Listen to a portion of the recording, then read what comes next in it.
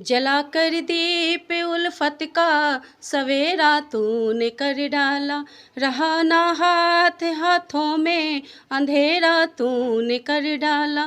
गुलाबी फूल देने से मोहब्बत हो नहीं जाती, गुलाबी फूल देने से मोहब्बत हो नहीं जाती। दिखाकर ख्वाब गुलशन का बखेड़ा तूने कर डाला, दिखाकर ख्वाब गुलशन का बखेड़ा तूने कर डाला।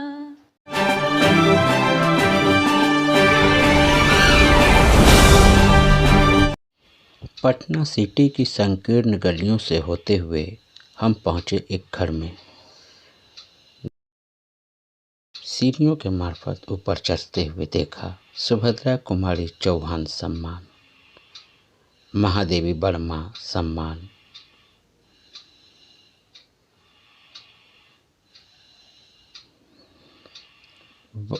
वानावर काव्य महोत्सव,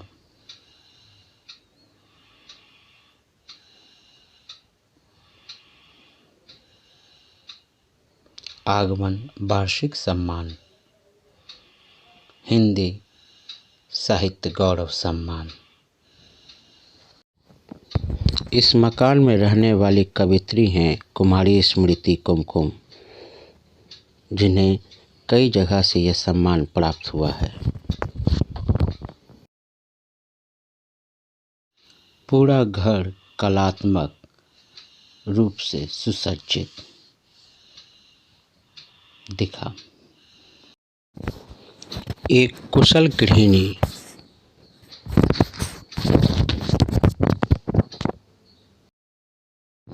जिनके हर कमरे में मान सम्मान बिखरा पड़ा हो, हाल ही में बिहार कलाश्री पुरस्कार से सम्मानित हुई।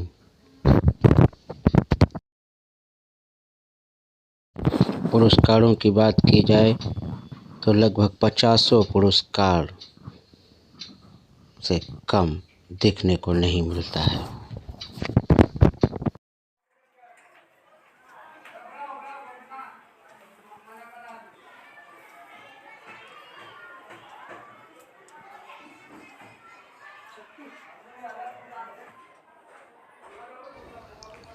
दिन की शुरुआत माँ सरस्वती और माँ दुर्गा की अर्चना से करती हैं कुमारी स्मृति। कुमारी स्मृति का मानना है कि रोज लिखना और पिता की प्रेरणा ये दो चीज़ें हैं जिससे वो एक कवित्री के रूप में स्थापित हो पाई हैं। घरौंदा, पुष्पगंधा, नीलांबरा, कविता अनवरत, एहसास, अनुभूति, मेरा चांद किधर है, कस्तूरी मंथन, परवाज जैसी कई रचनाएं इन्होंने की हैं। इसमें साझा रचनाएं, एकल रचनाएं भी शामिल हैं। कई पुस्तकों का उन्होंने खुद से संपादन भी किया है। कुमारी स्मृति की एकमात्र पुत्री जया शक्ति पीएचडी कर रही हैं। क्या सब बता रही हैं अपनी माँ के बारे में, आइए उनसे जानते हैं। बट वो बहुत ही ज़्यादा पैशनेट है राइटिंग के प्रति, तो उन्होंने दोनों चीज़ों को बहुत ही अच्छे से मेंटेन किया है। वो वर्क पे जाती हैं एंड साथ साथ अपने फ्री टाइम में उन्होंने शौकिया तौर पे लिखना शुरू किया था। बट अब वो बहुत सारे अवार्ड जीत चुकी हैं फॉर हर राइटिंग एंड सारे चीज़ों को मैनेज करते हुए, लाइक होम वर्क प्लस उनकी काफ़ी ज़्यादा हेक्टिक शेड्यूल होती है, जैसे एग्ज़ामिनेशन वगैरह की ड्यूटी लगती है, इलेक्शन ड्यूटी लगती है। उन सबको मेंटेन करते हुए उन्होंने राइटिंग को एक साइड प्रोफेशन तो नहीं कह सकते, but she is so into it कि उन्होंने उसको एज अ वेटेज दिया है as a profession, but she is very passionate about writing. उन्होंने नारी सशक्तिकरण पे बहुत सारी कविताएं लिखी हैं। प्लस उनकी जो अभी रिसेंट बुक आई थी मेरा चांद किधर है, डिस्पाइट ऑफ द टाइटल मेरा चांद किधर है, उसमें जो रचना है वो बहुत ज़्यादा वुमेन ओरिएंटेड भी है, तो वो सारी रचनाएं मुझे बहुत अच्छी लगती हैं।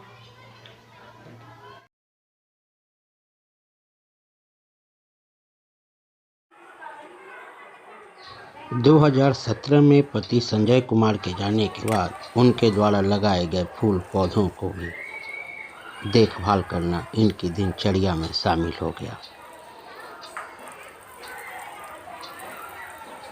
कई विधाओं में सिद्धस्थ स्मृति कुमारी अपनी दिनचर्या में पूरी तरह से फिट बैठती हैं।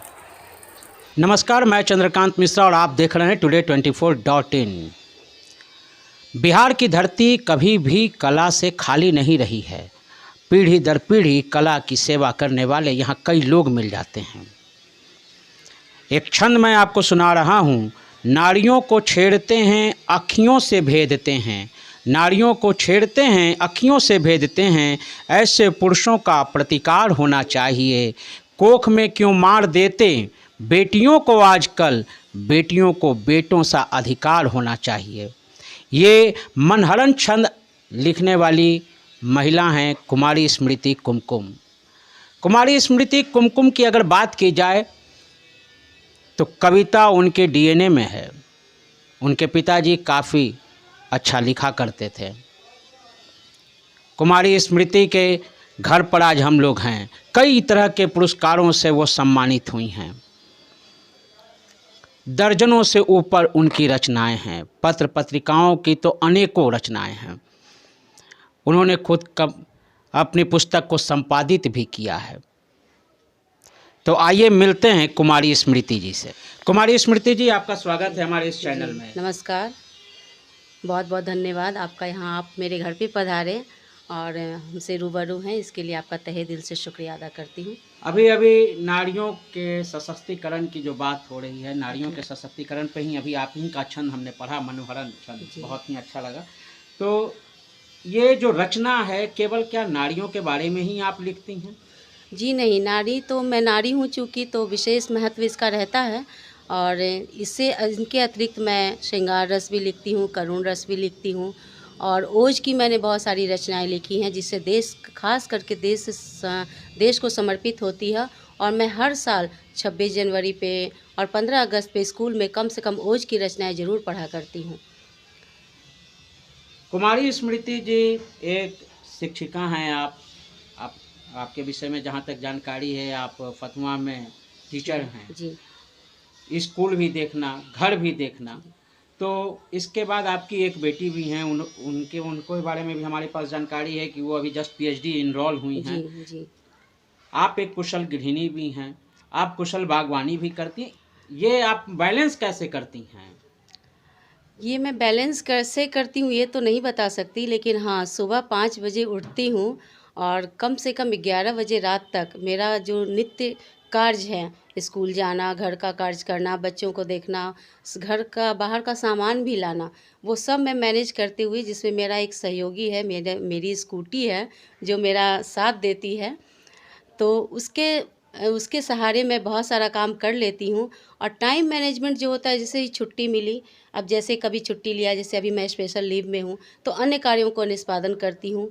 और जहाँ तक लिखने का सवाल है, वो तो मुझे रात को ही, उसमें अगर मैंने समय दे दिया तो 2 बजे 3 बजे रात तक मैं जगी भी रहती हूँ। आपकी सबसे अच्छी पुस्तक, अगर आपने कई रचनाएं रची हैं, आपकी सबसे अच्छी पुस्तक की बात करूँ मैं तो आपके नज़र में कौन? और मेरे नज़र में तो मैंने बहुत सारी साझा संकलन में भी लिखा है, एक बुक का भी संपादन किया है, हरनिश, अभी हाल में इसका प्रोग्राम भी किया था मैंने। लेकिन मुझे सबसे अच्छी पुस्तक एकल जो मेरी काव्य रचना है, जो मेरे दिमाग में बहुत दिन से था कि मेरा चाँद किधर है।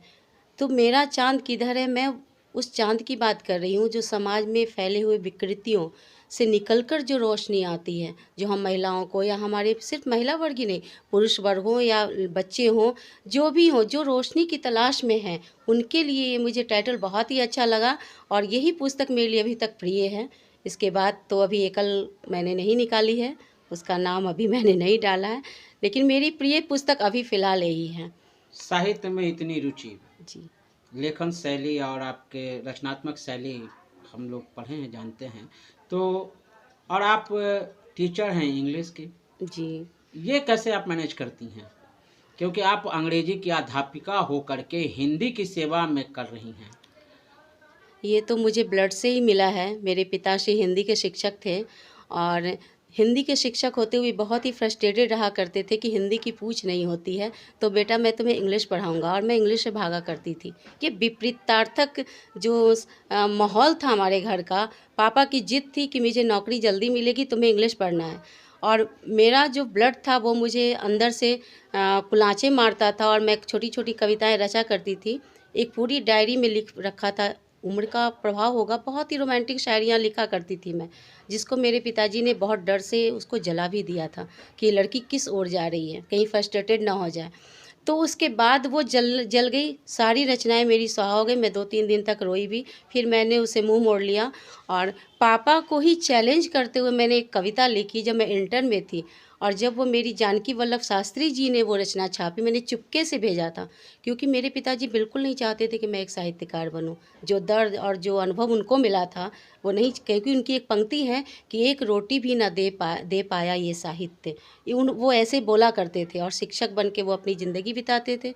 चूँकि बेटियों के बाप थे तो समाज में और भी बहुत कुछ झेलना पड़ता होगा उनको, तो वो सबसे तो मैं अनभिज्ञ थी। तो जब मैंने एक कविता की रचना की थी, उस समय में ज़माने में एक शराबी पति को देखा था मारते हुए एक पत्नी को, तो मैंने वहाँ से मैंने लिखा कि फुटपाथों पर पिटते देखा नारी का तन उघड़ा उघड़ा, अर्धनग्न रुग्ण कमजोर दे हर क्षण जैसे सहमा सहमा। यहीं से ये पंक्तियाँ विलुप्त हो गई थी वो 4 लाइन, लेकिन बाद में जाके मैंने इसको पूरी कविता में लिखा है, जिसको मैंने भेजा था जानकी वल्लभ शास्त्री जी को और उन्होंने छापा और एक चिट्ठी लिख के भेजा था कि श्रुतिंद्र जी देखिए, ये आपकी रचना तो नहीं है, आपकी बच्ची ने भेज दिया। जब मेरे पिता ने पढ़ा तो रो बैठे और बोले कि सब कुछ मेरा है लेकिन रचना मेरी नहीं है, सारे भाव मेरे हैं।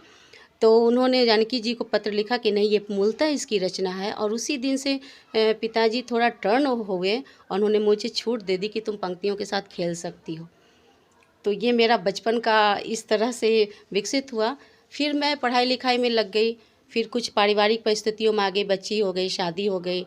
और जब मेरे पति को भी मेरा ये शौक़ पता चला तो पहले तो चूँकि फुर्सत नहीं मिलती थी, बहुत मैं संघर्ष किया है प्राइवेट जीवन में भी, नौकरी प्राप्त करना, पढ़ना, बीएड करना, ये सब मैंने शादी के बाद की थी। तो उसके दौरान भी इसमें पति आपके हस्बैंड का बहुत सपोर्ट जी, रहा? बहुत सपोर्ट था। क्या नाम हुआ उनका? संजय कुमार। अच्छा। और वो भी एक शिक्षक थे यहाँ एफएनएस अकेडमी में। पहले 2006 में जब हमारी बहाली हुई थी, हमारी फतवा में हुई और इनकी यहाँ ही दोनों नियोजित शिक्षक ही थे। तो उनका कॉमर्स सब्जेक्ट था, मेरा यहाँ इंग्लिश था। तो हम दोनों ने साथ ही नौकरी की। चूँकि वो बीमार रहा करते थे अक्सर, तो उनकी परिस्थितियाँ अलग थी, मेरी भी परिस्थिति की वजह से मैं पटना से बाहर नहीं जा सकती थी सर्विस करने। तो सब कुछ को मैनेज करते हुए मैंने ये सब किया। प्राइवेट में भी पढ़ाया, सनडांस में, संत पॉल्स में पहले, जब 2006 के पहले। उसके बाद ये सब कुछ मैनेज करते हुए, ये सब सीखा होगा शायद मैंने अपने पिताश्री से ही। वो सुबह से उठ के दिन भर कार्य करते रहते थे और हम लोगों को कुछ भी नहीं कहते थे करने को। आपकी जितनी भी आपकी जी। रचना है, उनमें से कौन सा है जो आप सबसे पहले हम लोगों को सुनाना चाहेंगे, क्योंकि आपका परिचय वो रचना ही देंगी? जी, एक मेरी अनुभूति साझा संकलन में मेरी 11 रचनाएँ छपी थी सब सर्वप्रथम।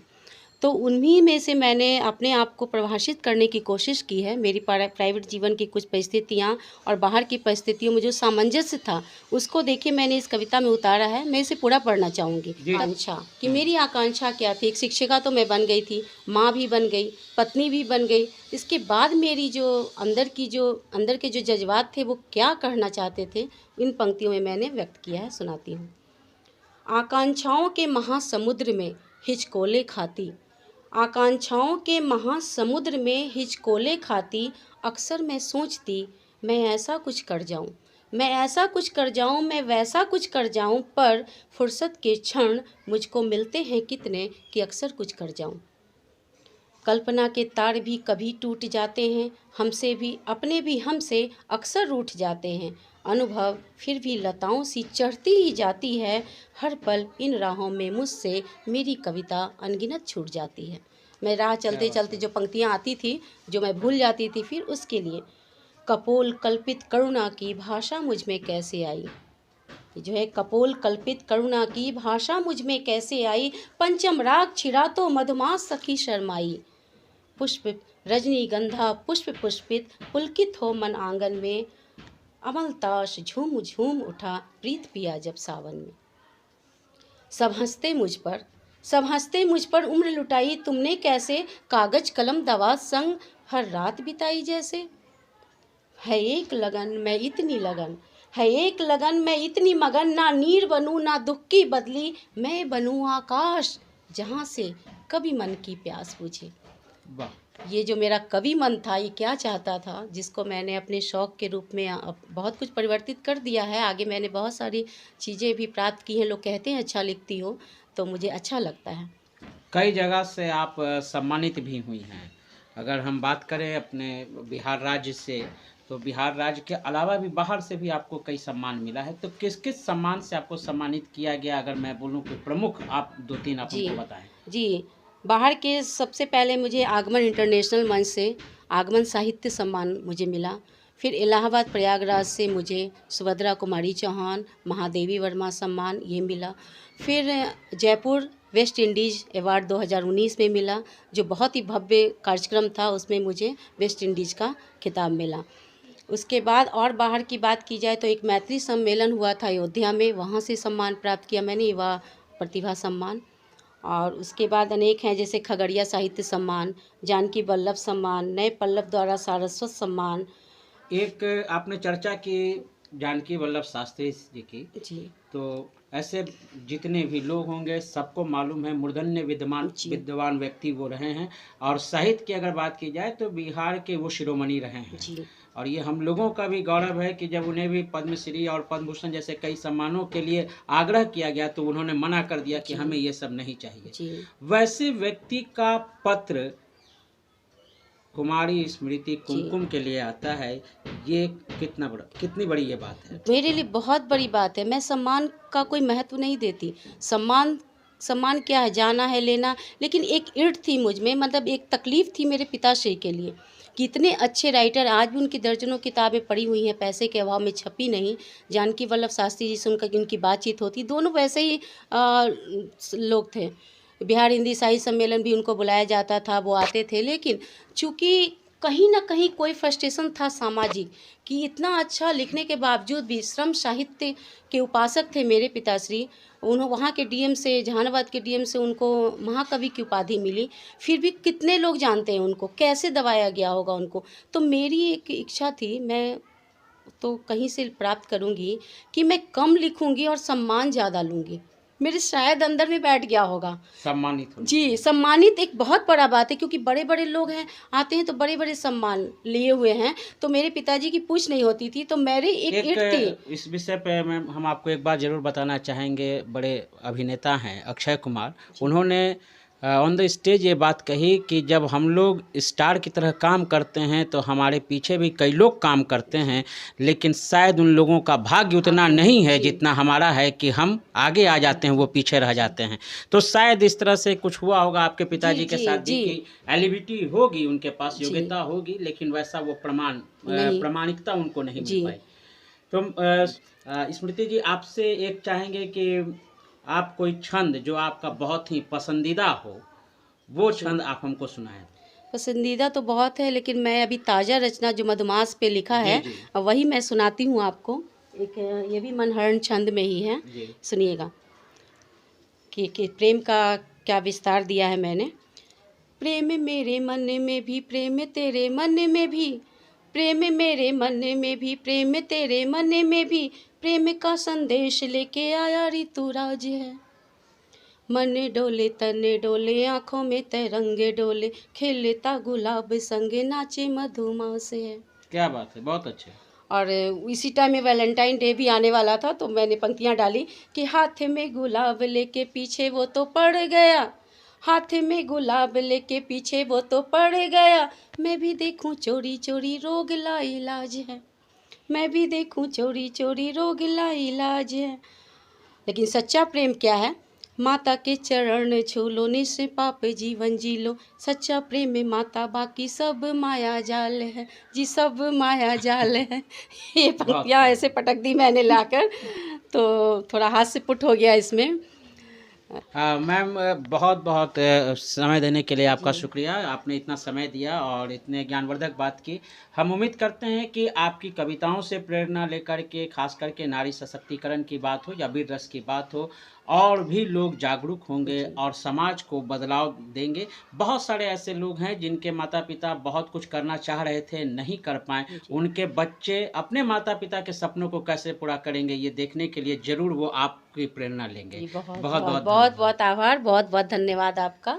तो आपने देखा कुमारी स्मृति कुमकुम किस तरह से अपने पिता के सपनों को पूरा करने के लिए मान सम्मान बटोरे जा रही हैं और अपनी कलम की ताकत से कई रचनाएं लिखते जा रही हैं। लगातार लेखनी के कारण ही आज वो दर्जनों से ऊपर किताबें लिख चुकी हैं और कई मनहरन छंद जो उन्होंने लिखे हैं वो एक पर एक है। हास्य पुट भी है, वीर रस भी है, इस और श्रृंगार भी है। इस तरह की रचनाएं अपने आप में अलौकिक है। कविता की शैली और कवियों का अंदाज अब बदल रहा है। ये पहले होता था कि लोग कवि बने हुए हैं तो उनका जीवन हाशिए पे चला जाता था, लेकिन अब बहुत बदलाव हो रहा है।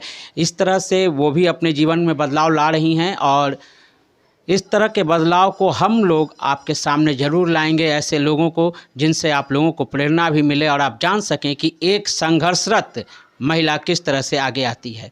इस तरह की तमाम खबरों को जानने के लिए आप हमारे चैनल को लाइक करें, शेयर करें और सब्सक्राइब करें। आपके तमाम सवालों के जवाब की जीत के साथ मैं Chandrakant Mishra, today24.in। Thank you. Video को लाइक करें, शेयर करें, सब्सक्राइब करें और तमाम तरह की खबरों से जुड़ने के लिए बेल आइकन को ज़रूर दबाएं। धन्यवाद।